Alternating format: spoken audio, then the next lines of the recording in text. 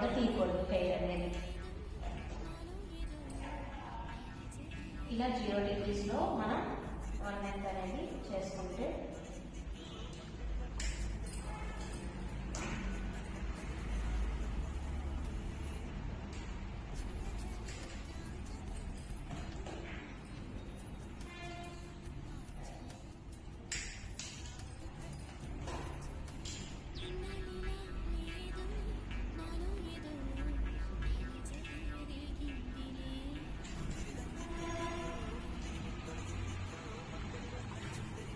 ఇది మనకి guide line.